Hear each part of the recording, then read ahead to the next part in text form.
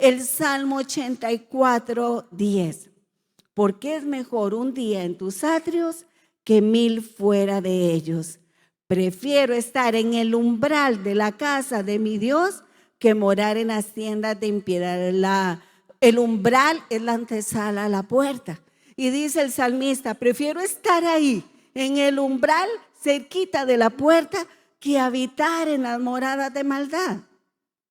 Se refiere a esa puerta de la búsqueda de Dios, entrar a la presencia en su reposo. Y después de estar ahí, amados hermanos, ¿quién quiere salir? Y es como cantábamos ahora, estar contigo. No hay otro lugar que me llene. No existe. Ay, gracias por esos amenes. Puertas de las que Dios nos libra.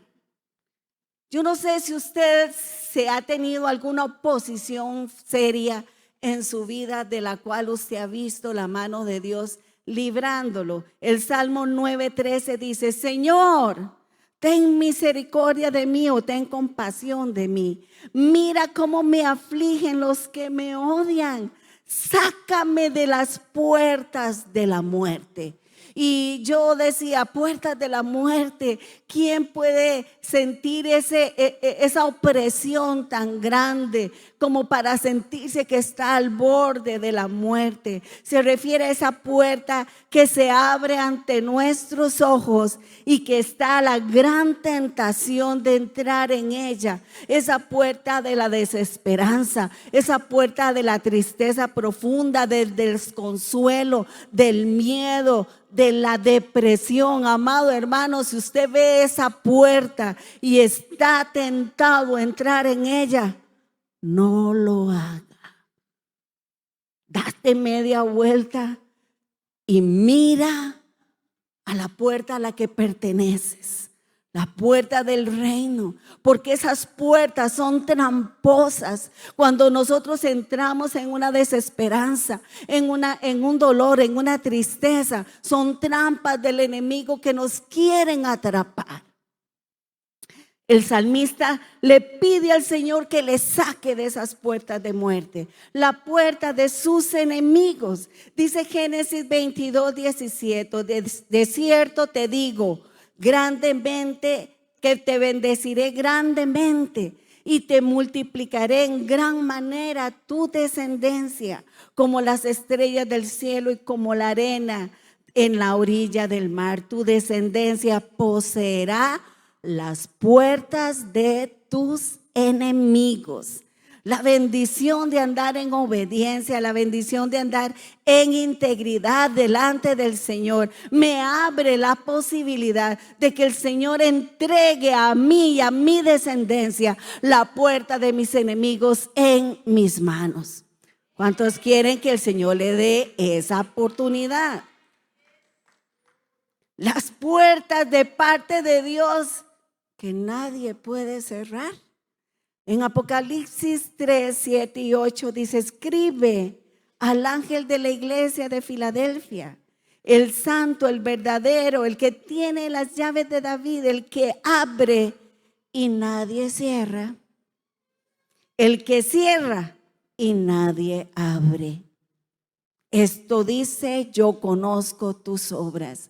Y yo no sé si alguno de ustedes está pidiendo al Señor que le abra puertas. Tal vez puertas de un trabajo o puertas para que le den la pensión en la caja, o puertas para que pueda hacerse de una casa. Yo no sé qué tipo de puertas usted está pidiéndole al Señor que le abra, pero yo quiero decirle que la puerta que viene de la voluntad de Dios, por más oposición que usted tenga, nadie la puede cerrar.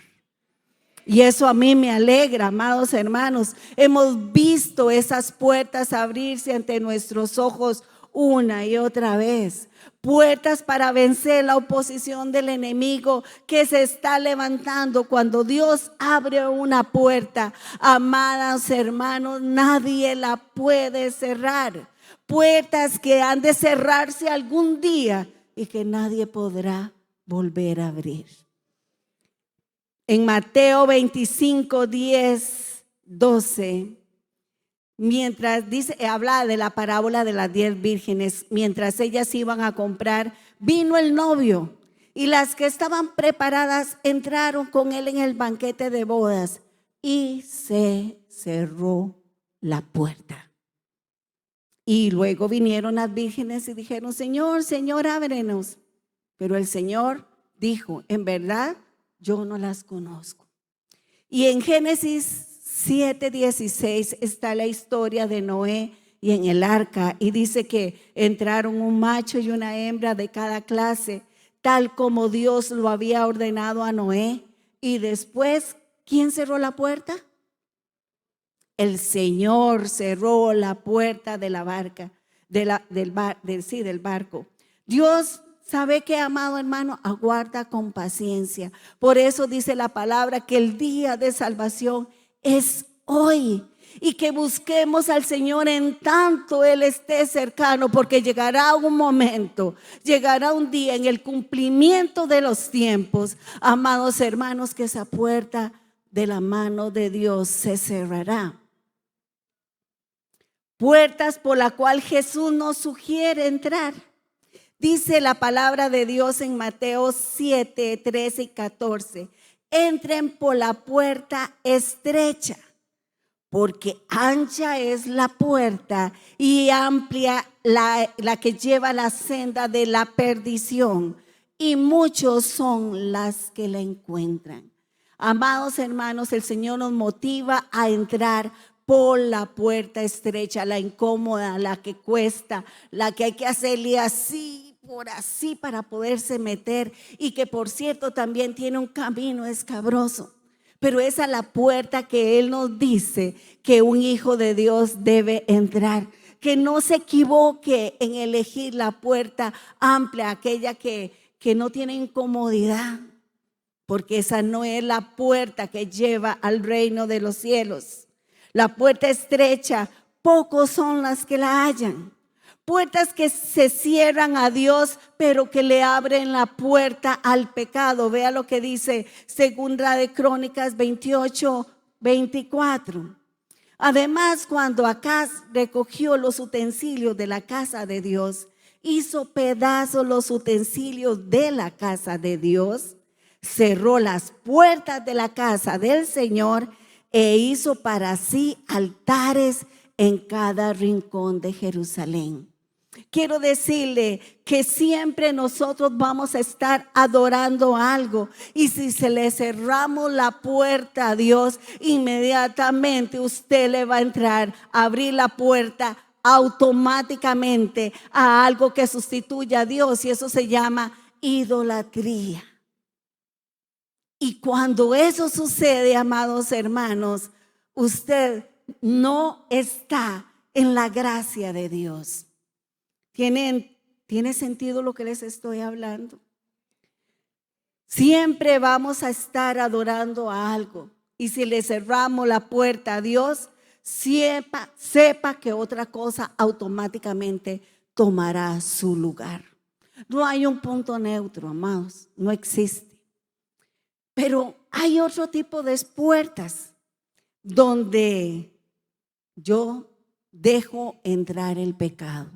Y vuelvo a leer Génesis 4:7, dice: si haces bien, no serás aceptado, y si no haces bien, el pecado yace a la puerta y te codicia, pero tú puedes dominarlo. Y quiero invitar a José a que comparta conmigo en la siguiente sesión, y vamos a tener un conversatorio, José y yo, sobre el tema. Quiero decirles que tenemos más de 2 meses de estar conversando sobre esto, y he disfrutado tanto conversar con José que quería que ustedes también tuvieran esa oportunidad. Ya voy. Nada más que quería contarles que aquí está Caín antes de matar a Abel. Y ya Dios, conociendo la intención del mal que había en Caín, Él se lo advierte. Le dice: cuidado, el pecado yace a las puertas. y te codicia, te desea, pero tú puedes dominarlo. Qué interesante, ¿verdad? Abriendo puertas peligrosas. Cuando nosotros compartíamos esta palabra con José, se me olvidó el agua. Yo quería como que José me pudiera explicar lo que significaba, gracias hermano, abrir las puertas. Pero él tenía un problema teológico con eso, ¿verdad? Y él al final me dice, pastora, no me gusta tanto el término abrir puertas. ¿Cuál fue el término que te gustó más? ¿Cómo está, Paz? ¿Cómo estás, José? Qué Bien, bueno ¿cómo estar están, contigo. hermanos? Bien, yo estoy nervioso. No, ocupaba que se riera. Yo lo veo, Paz, como una oportunidad, oportunidades que se nos dan. Y cuando meditaba en lo que nosotros conversábamos, me acordé de una historia, ¿verdad? De la historia del pueblo de Israel en Egipto. Específicamente esa historia está en Hechos 12:22. En Éxodo 12, En Éxodo, 22. en Éxodo 12:22, sí. Ajá. Y quiero leer, aquí yo lo traje, dice, tomarán un manojo de hisopo y lo mojarán en la sangre que está en la vasija, y untarán con la sangre que está en la vasija el dintel y los dos postes de la puerta. Ninguno de ustedes saldrá de la puerta de su casa hasta mañana. Esta historia era anticipando la última plaga, la plaga de los primogénitos. Pero a mí me llama mucho la atención, bueno, este era Moisés hablándole a los ancianos del pueblo. Y me llama mucho la atención porque en este pasaje hay dos instrucciones. La primera era que tenían que pintar la puerta con la sangre del cordero, que era una señal de protección para el pueblo de Israel en ese momento. Y hay una segunda instrucción que nosotros tal vez pasamos por alto y es, y no salgan. Y no salgan. Y no salgan. Y yo meditaba en esto porque es importante tal vez entender que nosotros a veces nos imaginamos, ¿verdad? Esta de abrir puertas como que yo abro la puerta y si entró algo, perdón, la costumbre, y abro la puerta y entró algo, pero en realidad Dios quiere que nosotros entendamos que Él lo que no quiere es que nos salgamos. Salirnos de dónde? De la protección que Él nos está dando.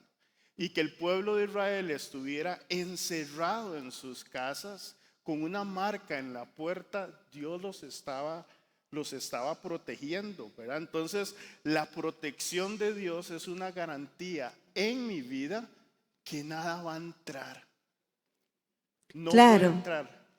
sí. Entonces lo que vos me estás diciendo es que al abrir pues puertas, en realidad lo que estamos haciendo es salirnos de la cobertura de Dios. Salirnos de la cobertura de Dios. Y algo que también quiero resaltar de este pasaje es que Moisés le está hablando al pueblo de Israel. Y algo que a mí me gusta mucho cuando yo leo la Biblia es traerla para yo saber qué es lo que me está hablando a mí. Claro. Y hoy en día como creyentes nosotros podríamos decir que abrir una puerta es ceder a la tentación. Ceder a la tentación. ¿Qué cosa nos hace salirnos de la tentación, José, vos por la experiencia que tenés en contracultura, que atendés gente de muchas maneras? ¿Qué cosa es lo que más nos provoca salirnos de la cobertura? En Santiago 1:14 está la respuesta. Santiago le habla también al pueblo de Israel y le dice, siendo que cada uno es tentado cuando es llevado y seducido por su propia pasión. Santiago lo que nos está diciendo es que la tentación nace de nosotros mismos, ¿verdad? De un deseo como nosotros de seres humanos y en términos tico, por vinas, ¿verdad? De querer saber qué es algo, qué es lo que está sucediendo, ¿verdad? Cuando nosotros conversamos Hablamos de ese pueblo de Israel que estaba encerrado en sus casas, pero yo estoy pendiente de lo que está sucediendo afuera, ¿verdad? Sí, estábamos hablando cuando estuvimos discutiendo sobre eso, sobre esa curiosidad maliciosa, esa curiosidad pecaminosa, que a pesar de estar adentro y de estar protegidos, nos pica las ganas de saber qué es lo que está sucediendo. Y hablábamos de lo que estaba viviendo el pueblo de Israel en ese momento. Imagínense lo que es estar en una casa ahí encerrados, advertidos de que no salgan y oír ustedes los gemidos. Y ustedes sabían que estaban pasando algo, pero digo yo, José, ¿será que habrá más de uno que se le habrá picado los pies por salir a ver qué era lo que estaba sucediendo?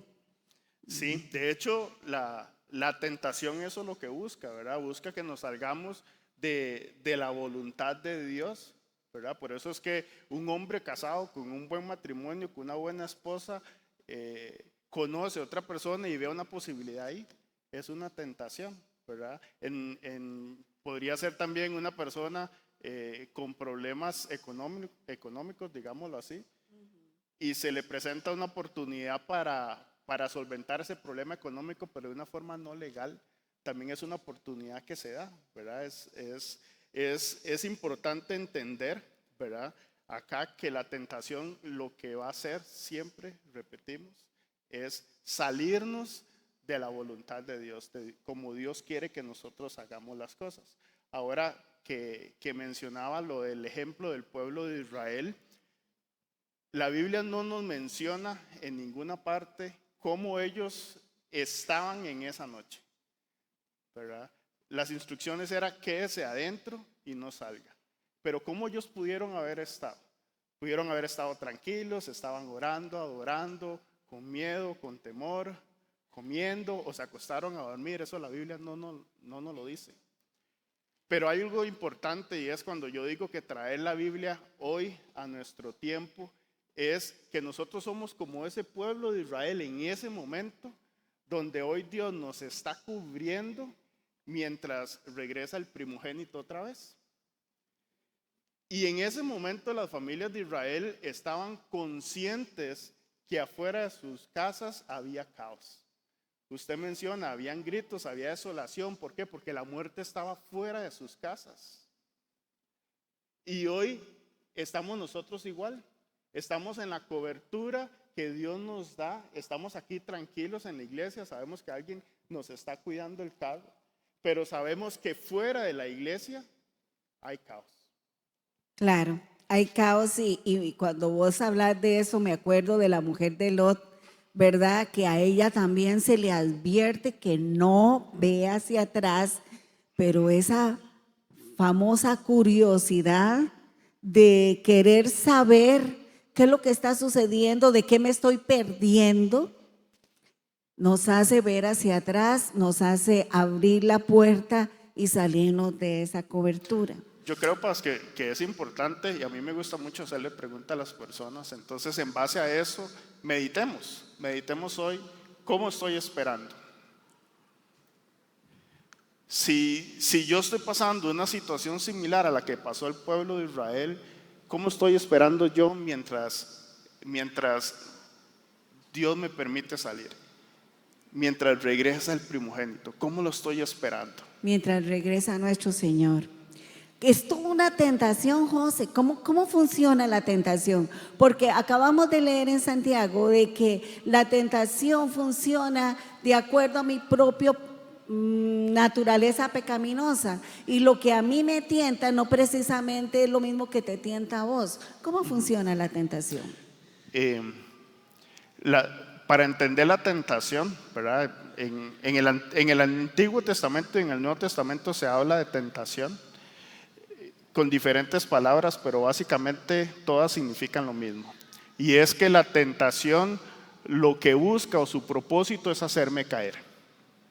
Es diferente hacerme caer. Pecar. Hacerme caer, hacer pecar. Es diferente a una prueba, ¿verdad? Pero la tentación, esa es su definición, ¿verdad? Tiene como propósito, como meta, hacerme caer. Y esto es un contexto negativo, ¿verdad? Pero también nosotros tenemos que entender que Dios permite la tentación porque la tentación revela mi carácter y revela mi compromiso. Bueno, me estoy acordando cuando Jesús fue tentado, dice que fue llevado por el Espíritu para ser tentado.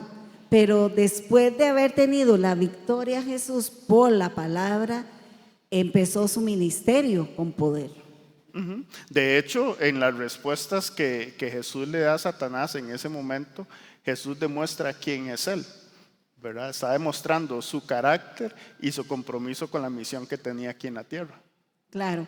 Yo recuerdo, José, que cuando estuvimos conversando, yo te ponía el ejemplo de de cuando nosotros estamos dentro de la casa en una habitación y estamos viendo hacia adentro, estamos viendo hacia la hoguera, que es el Espíritu Santo.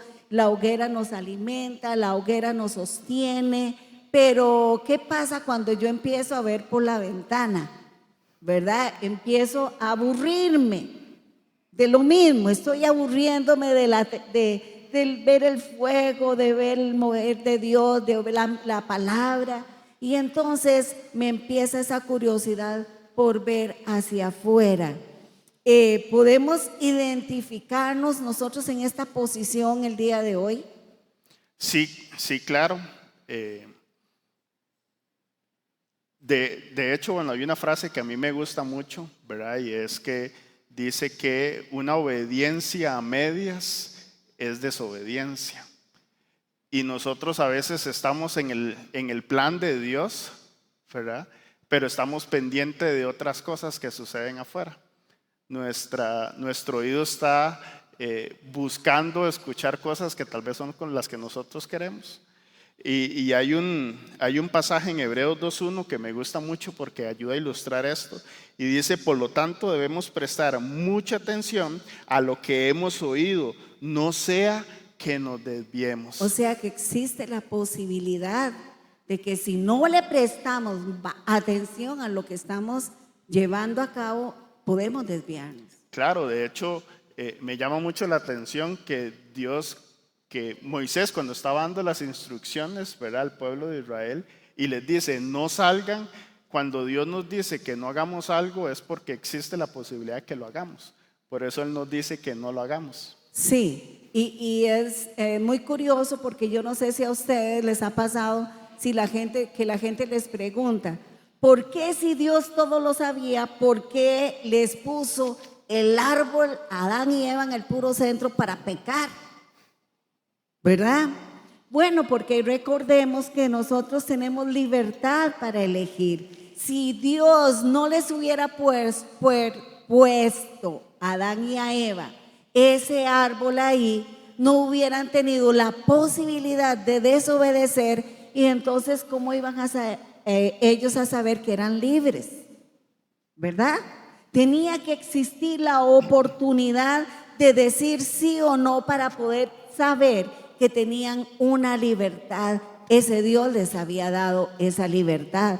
Igual nosotros venimos voluntariamente a los pies de Cristo, pero seguimos en una libertad, y nosotros debemos de saber que la tentación está para ver si nosotros vamos a ser fieles aún en medio de esa tentación.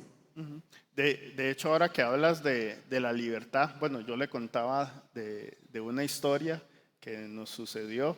Bueno, me sucedió con Isaac está acá. Estaba yo trabajando fuera del país. Isaac llegó a visitarnos allá y ese día había célula en la iglesia y yo quería que Isaac fuera porque yo quería que conociera a las personas con las que me estaba reuniendo. Pero ese día había alerta de tornado.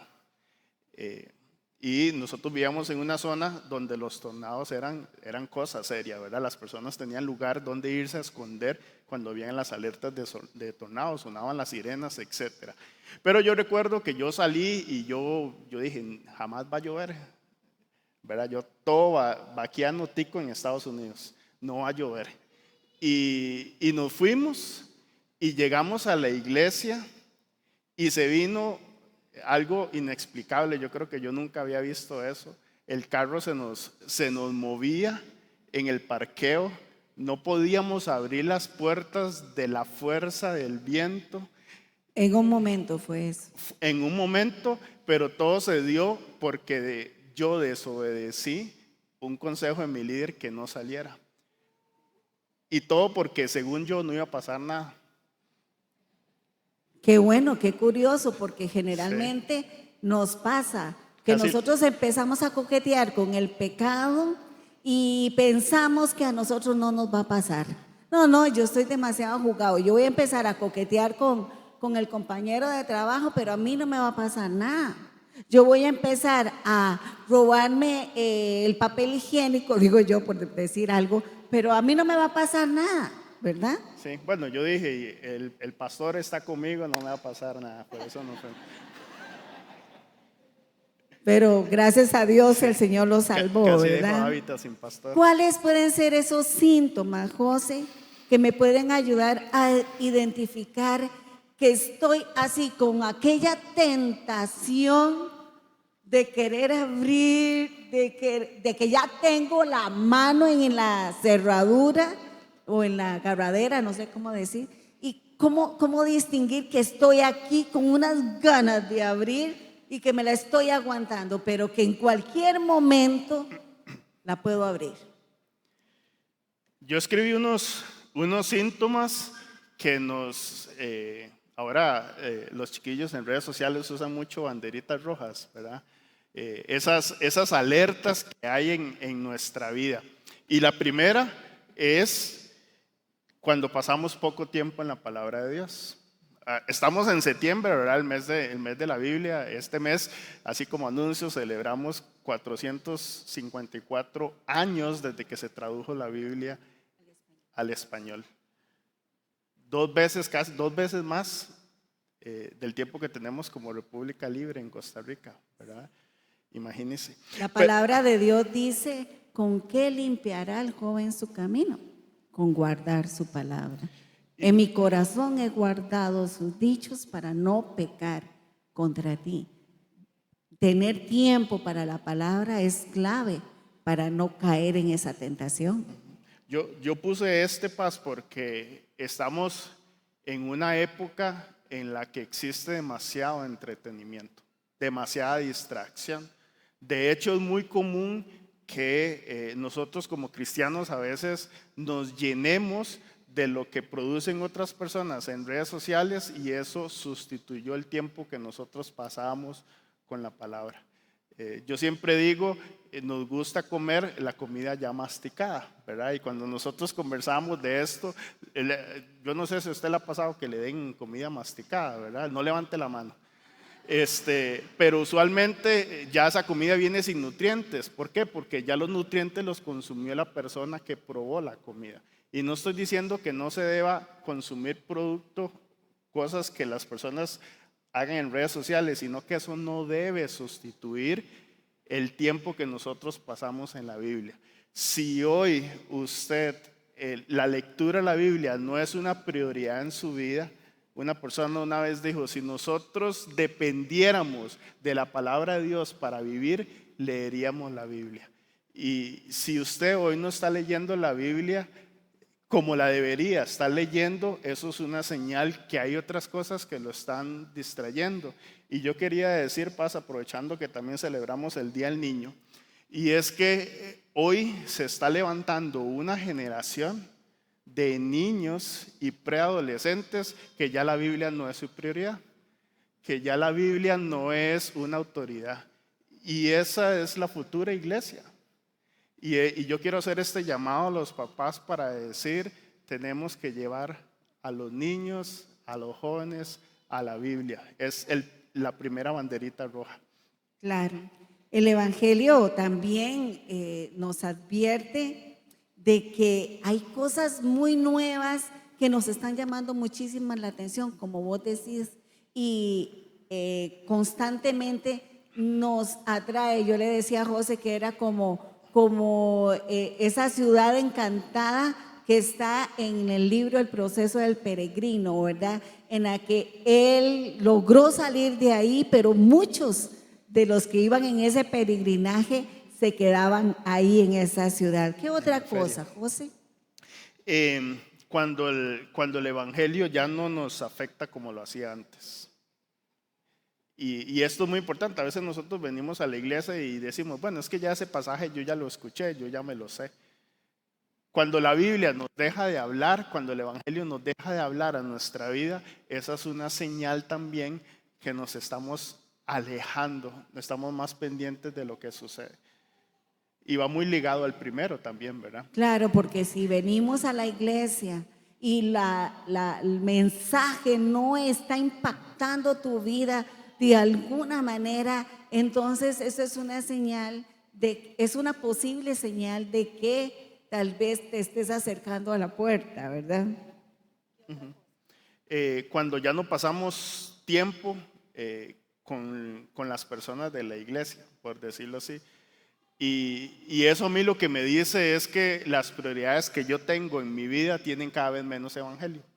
Tal vez para explicarlo, Dios nos dio la iglesia porque es nuestro lugar seguro, como dicen algunas personas, ¿verdad? Aquí estamos tranquilos, aquí sabemos que las personas que están quieren lo mejor para nosotros. Pero cuando ya eso ya dejó de ser de prioridad, hoy en día hay muchas personas que después de la pandemia salieron un día por la puerta de la iglesia y no regresaron más.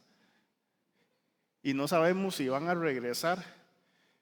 Por eso es lo importante que nos reunamos, que tengamos comunión. Que nos mantengamos en comunión. Recuerdo en 1 Juan que dice, si andamos en la luz, como Él está en la luz, tenemos comunión los unos con otros. Y entonces, amados hermanos, cuando usted le está gustando más andar con sus compañeritos de trabajo, cuando ya le gusta más andar de chiringue en una cosa o en la otra, tal vez incluso no es malo, ¿verdad? Lo están invitando a pasear, a andar en bicicleta o ir al gym.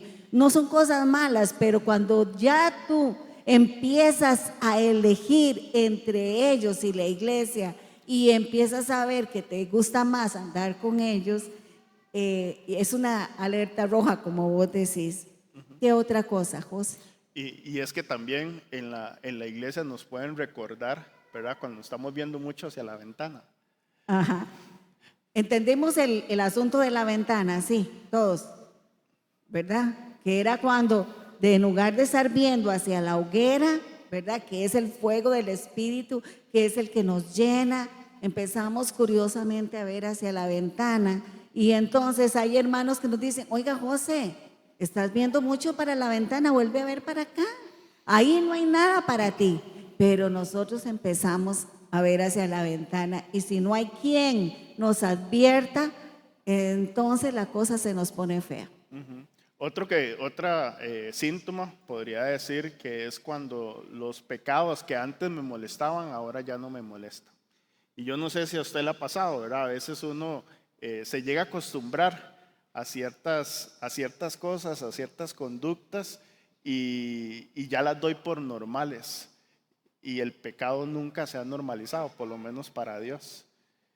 Cuando la conducta de alguien o mi conducta me dejó de molestar, siendo una conducta de pecado, eso es una señal de alerta de que me estoy alejando más. Cuando ya no me molesta tanto el pecado como antes. Sí. Cuando ya lo siento cerca y ya no me perturba, no me molesta lo que me estás diciendo. Una vez estaba viendo una serie con Meli en mi casa y era una serie policíaca. A nosotros nos gusta mucho eso. Y la serie era normal, pero de un momento a otro yo vi que Meli empezó a llorar. Y yo, ¿por qué, verdad? Si no ha pasado nada como para llorar. Pero ella decía, es que yo no puedo creer que eso pase en la realidad. Y lo que se estaba desarrollando era un caso de violación. Y de hecho ese punto nace de eso, ¿verdad? Yo decir, a Meli le dolió y era una ficción. Pero cuánto a nosotros nos duele eso. Más, a veces nosotros vamos al cine y disfrutamos lo que sucede ahí. aunque sea una representación del pecado. Por eso es que yo digo que el pecado nos tiene que doler siempre. Y cuando no nos duele, tampoco nos incomodamos para hablarle a otros de Cristo. Porque si nosotros somos conscientes de que el pecado, la paga del pecado es muerte, y que si esa persona no se arrepiente va camino a la destrucción, si no nos está molestando el pecado, entonces tampoco nunca vamos a tener la incomodidad de hablarle a otro del Señor. Sí. Terrible, ¿verdad? Ot- Ahora, Otro punto, Ajá. Paz, podría ser cuando empezamos a apaciguar nuestra conciencia. En el Antiguo Testamento las personas tenían la conciencia, ¿verdad? Porque el Espíritu Santo no había descendido sobre todo de forma general, pero ellos tenían la conciencia tal cual y yo y usted la tenemos.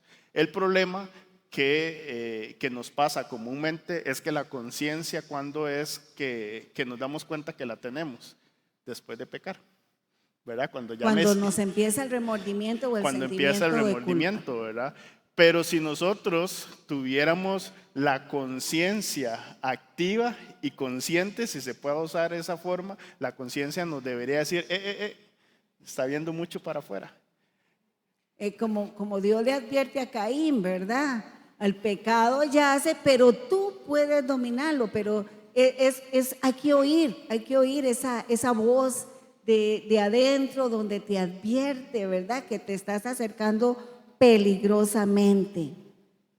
¿Qué pasa, José, cuando la gente empieza a pecar y te dice, bueno, esta es la última vez? Bueno, en Contracultura tenemos un dicho y le decimos a la persona es que cuando uno dice que ya no voy a volver a pecar, es probable que no sea la última hasta que no tome acciones al respecto. Y yo creo que uno de los síntomas es eso, ¿verdad? Es decir, no, yo puedo, hasta aquí voy a llegar. Es la última vez que me fumo cigarro, es la última vez que me voy a emborrachar. Y tal vez muchas personas se identifiquen porque sí, sucede mucho. Es la última vez que veo pornografía, esta es la última, pero entonces en su corazón no ha tomado la decisión de no pecar. Sí, y el problema de esa frase no es que nunca va a ser la última. Sí, puede ser que sea la última para alguna persona. El problema es que esa frase tiene énfasis en la persona, ¿verdad? Yo digo, ya, no más, hasta aquí. Yo sé lo que tengo que hacer, pero no lo hace. Y si no lo hace es porque necesita de algo más, necesita de alguien más. Ahora, José, estoy pensando en una de las puertas de las que el Señor nos decía que no entráramos ahí, que era la puerta de la muerte. ¿Puede el dolor llevarnos a salirnos de la cobertura de Dios? El dolor, la angustia, la desesperación. Sí, y el sufrimiento pondría yo ahí también. Primero, tal vez aclarar que el sufrimiento, el dolor es necesario. Sí, es una emoción humana. Sí, y también que Dios está ahí para nosotros. Su promesa es que Él va a estar en los momentos de debilidad de nosotros, de dolor, pero también nosotros tenemos que reconocer que como humanos, como seres humanos que somos, todos lidiamos con los momentos de duelo, de luto, de dolor, de ansiedad, de depresión, de formas diferentes. No todos somos iguales. Y tal vez lo que le sirvió a usted no le vaya a servir a otra persona, porque entran otros factores, ¿verdad? Como estilo de vida, cómo se crió, expectativas y otras cosas. Pero tal vez lo que yo quiero decir acá, Paz, es que en los momentos de más sufrimiento y de más dolor en nuestra vida, usualmente nosotros tomamos decisiones muy tontas, porque lo hacemos en lo emocional, ¿verdad?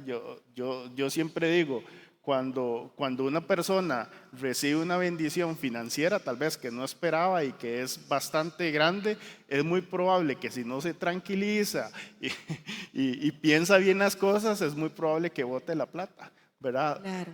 Porque las emociones funcionan parecido en la tristeza y en la felicidad. O cuando estás muy enojado, o cuando estás muy triste. Si empiezas a tomar decisiones, ¿verdad? ¿Cuántas personas aquí han cometido adulterio, fornicación? Aquí no, o en otro lugar. Espero que aquí no, ¿verdad? donde tal vez se dieron cuenta que su cónyuge les dio vuelta y en su enojo y en su venganza cayeron en adulterio también, ¿verdad? Entonces son decisiones que uno en estos momentos de angustia o desesperanza uno no debería de tomar, sino que debe de permitir que el Espíritu de Dios trabaje en la vida de uno, trayendo sanidad, trayendo perdón. Yo lo que agregaría ahí, Paz, es si en un momento de dolor, ¿verdad? Y cada persona sabrá cuánto le duele, pero si en un momento de dolor, ese dolor no la lleva a usted a ponerse rodillas delante del Señor, usted necesita ayuda y no se puede quedar así, porque es muy probable que la persona intente empezar a resolver los problemas por sí solo, ¿verdad? Hay algo que se conoce, ¿verdad? Como el dolor crónico, ¿verdad? Y el dolor agudo. El problema de eso es que a nadie le gusta sufrir, a nosotros no nos gusta sufrir. Y lo que usamos es métodos rápidos para tratar de aliviar ese dolor, ¿verdad? Lo más rápido posible, ¿verdad? Pero en Ojalá. realidad no está sanando la herida. Pero en realidad no le está sanando, y cuando yo busco sanar de una forma rápida un dolor importante, lo que estoy tratando es enfocarme en mí, yo no quiero que me duela, y no enfocarme en lo que Dios quiere enseñarme a través de ese proceso. Que es un asunto muy interesante, que usted debe saber que todo lo que nos sucede a los que amamos a Dios nos ayuda para bien, y que entonces nuestro trabajo es decir, Señor, ¿qué me quieres enseñar en medio de esto? Y por supuesto, una de las razones también por las que caemos en la tentación o somos tentados es porque tenemos un león rugiente buscando a quien devorar, y a veces somos inconscientes de eso, ¿verdad, José? Que a veces creemos que ese león no existe, que Satanás no está al acecho, ¿verdad? Y que podemos salir y entrar como el cuento de juguemos en el bosque mientras el lobo no está, ¿verdad? Pero en realidad Él está al acecho y Él está deseoso de destruirnos. En conclusión, José, ¿cómo en lo que medio de que estamos hablando, cuál debería ser entonces nuestra posición? Bueno, la Biblia enseña que el principio de la sabiduría es el temor de Dios. De hecho, eso está en el Salmo 110. Y eso a mí lo que me enseña es que lo que Dios quiere que nosotros hagamos no solo es bueno, no solo es agradable, sino que es perfecto, ¿verdad? Bueno porque nada se le compara, agradable porque lo que nos va a producir no tiene explicación, y perfecto porque no hay algo más que lo sustituya. Y cuando Dios nos dice no salga, no abra, no vea, es porque Él nos está protegiendo de algo. Ahora, José, entonces, para ir concluyendo, ¿cuál sería la clave para no caer en la tentación? Bueno, la Biblia dice que la tentación hay que resistirla y huir de ella. Sí. Esa es la respuesta del Señor. Ajá. Pero estaba yo pensando en ver a la hoguera, ¿verdad? En ver hacia adentro y abocando un poquito lo que decía el pastor Isaac de reconstruir el templo la semana pasada. Realmente muchas veces tenemos la equivocación de resistir la tentación mirando la tentación y ver cuán fuerte o cuán débil puede ser para nosotros. Pero realmente lo que nos cuida de la tentación es ver hacia adentro, es enamorarnos del Señor, es apasionarnos, es deleitarnos en Él y en su palabra. En la medida en que estamos viendo hacia adentro, menos ganas tenemos de ver hacia afuera. De hecho, bueno, usted ahora hablaba, ¿verdad?, de la puerta de la fe y la puerta de la oración, ¿verdad? Y la puerta del evangelio. Y es muy interesante usar la analogía, ¿verdad?, de que Dios nos permite entrar a un lugar donde Él está, donde vamos a estar protegidos para que disfrutemos de Él, ¿verdad? Disfrutemos del Evangelio, disfrutemos de la oración como medio para comunicarnos con Él. Y como usted decía, ¿verdad? Cuando yo encuentro gozo en esas cosas, es no probable que yo quiera lo que me ofrece detrás de la puerta, ¿verdad? Sí, incluso hasta sería tonto, ¿verdad? Hasta sería tonto que usted teniendo una mesa llena de deleites, usted quiera las migajas que el mundo te da, que por cierto hemos salido del mundo y que sabemos los chichotazos de los que nos hemos recibido, ¿verdad? Sí, lo importante, yo creo que es lo que a mí me gustaría que todos nos llevemos esta noche, y es: nadie va a ser tentado en algo que no fue tentado antes. Y nadie va a ser tentado en algo que en el fondo usted no quiera. Si una tentación se repite mucho, es algo que usted tiene que prestar mucha atención.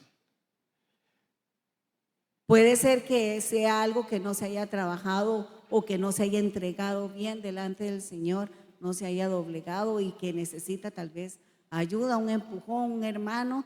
La palabra del Señor nos dice: confesándonos los pecados los unos a los otros, porque cuando confesamos no solamente somos liberados, sino que tenemos la oportunidad de ser ayudados, ¿verdad? Vos decías que volviéramos a las cosas que solíamos hacer. Sí, porque me gusta que estos pasajes que usamos siempre fue hablándole al pueblo de Israel, ¿verdad? Entonces estamos hablando aquí entre hermanos, ¿verdad? Como cristianos todos que somos, en que si yo estoy siendo muy tentado en algo, lo primero que yo tengo que hacer es arrepentirme delante del Señor de eso que está sucediendo en mi vida. Buscar ayuda es súper importante, y volver a las cosas que hacíamos antes es precisamente eso. Es la oración, el deleite del Evangelio, de la comunión. Volver a las primeras obras que nos habla Apocalipsis, volver al primer amor. Sí. ¿Qué les parece si mientras los hermanos de la música pasan, podemos inclinar nuestro rostro para orar? Creo que hemos aprendido algo muy interesante, porque a veces queremos que nos llenen y que digan y aquí, ¿verdad? Pero a veces lo que nos hace falta es sacar esa enseñanza y meterla en nuestro corazón. Todos vivimos en un mundo en el cual somos tentados. ¿Cómo usted logra manejar la tentación, amado hermano, amada hermana? Es lo que nos da la oportunidad. Nos da la oportunidad de conocernos a nosotros mismos, si realmente estamos siendo sometidos a Dios. Y si en medio de esa prueba de tentación, porque dice la palabra que juntamente con la tentación viene la salida, pero si usted elige caer en la tentación, es porque por alguna razón no elegiste la salida, porque siempre habrá una salida.